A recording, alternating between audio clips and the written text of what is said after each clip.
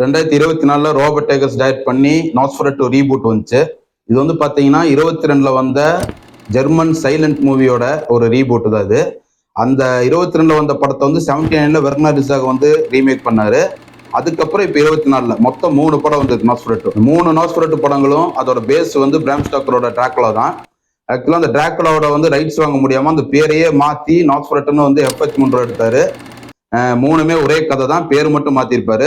நாஸ்ஃபெரட்டுங்கிறது பாத்தீங்கன்னா ஜெர்மன்ல வந்து வேம்பயர்னு அர்த்தம். இந்த 3 படங்களுக்கு உள்ள ஒற்றுமை என்ன, டிஃபரன்ஸ் என்ன, அதோட தனித்துவங்கள் என்ன, அதான் இந்த வீடியோல பார்க்க போறோம். ஃபர்ஸ்ட் 22ல வந்து நாஸ்ஃபெரட்டு பத்தி பார்க்கலாம். அது வந்து பாத்தீங்கன்னா எஃப்ஹெச் முன்ரோங்கிற ஒரு ஜெர்மன் டைரக்டர் வந்து எடுத்த படம். அது ஒரு சைலண்ட் மூவி. அந்த ஹாரர் வந்து பக்காவா செட் ஆயிருக்கும் அந்த படம். இனியும் வந்து ஐகானிக் ஷாட்டு, ஹாரர்னாலே ஒரு பேய் கையோட வர்றது, அந்த நிழல் ஷாட்லாம் வந்து பாத்தீங்கன்னா பயங்கர ஐகானிக்கா இப்போ வரைக்கும் பேசப்படுற ஒரு ஷாட் அது. அந்த மாதிரி அந்த சைலண்ட் மூவிலேயே வந்து அட்டகாசமா எடுத்திருப்பாரு.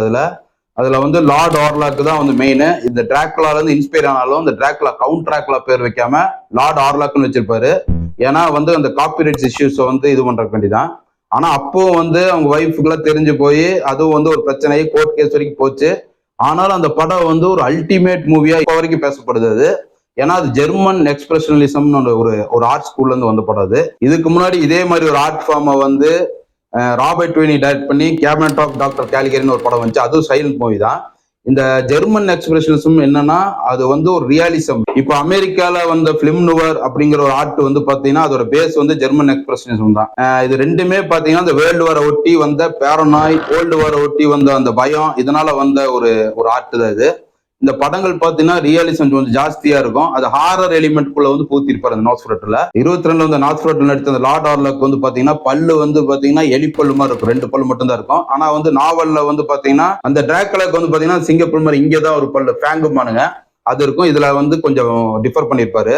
இந்த மாதிரி தான் அந்த படத்து ஃபுல்லாவே அதோட இன்ஸ்பயரா இருந்தாலும் வேற வேற மாதிரி கொஞ்சம் டிஃபரன்ஸ் பண்ணியே எடுத்திருப்பாரு. ரென்ஃபீல்டுக்கு பதிலாக இது ஒரு கேரக்டர், அந்த மாதிரி ஒவ்வொருத்தர் கேரக்டரோட இது பண்ணுவாங்க. சேம் ஸ்டோரி தான். டிராக்குலா நாவல்ல வர மாதிரியே இதுல வந்து பாத்தீங்கன்னா இந்த ஜானத்தன் ஹேக்கர் வந்து ஒரு ரியல் எஸ்டேட் ஏஜென்ட். அவருக்கு வந்து டிரான்சில்வேனியால இருந்து ஒரு கவுண்ட் டிராக்குலா ஒருத்தர் இருக்காரு. அவருக்கு வந்து ஒரு வீடு வேணும் ஜெர்மன் விஸ்மார்க்ல. அந்த வீடை வந்து நீ வந்து போய் முடிச்சு விடுன்னு சொல்லி இங்கிருந்து அனுப்புவாங்க டிரான்சில்வேனியாவுக்கு. அங்க போய் அந்த டிராக்குலாவை பார்த்து அந்த சைன் வாங்கிட்டு வரத இவர் அங்க போவாரு. அங்க பாத்தீங்கன்னா ஒரு போற டைம்ல அங்க இருக்கிற அந்த டிரான்சில்வேனியாக்கு முன்னாடி கார்பேத்தியன் மவுண்டன் கீழே அந்த ஜிப்சிஸ்ன்னு சொல்லுவாங்க, அந்த ரோமா பீப்புள்ஸ், அவங்க வந்து அங்கெல்லாம் போகாது அப்படின்னு சொல்லுவாங்க. ஆனாலும் வந்து இவர் மீறி அந்த கோட்டைக்கு போய் அவர்கிட்ட வந்து அப்படியே மெஸ்மரிசமே அங்கேயே இருந்துருவாரு. அவர் பிளட்டை உறிஞ்சிட்டு அந்த டிராக்குலா அப்படியே இருக்கும். அதான் மெயின் கதை.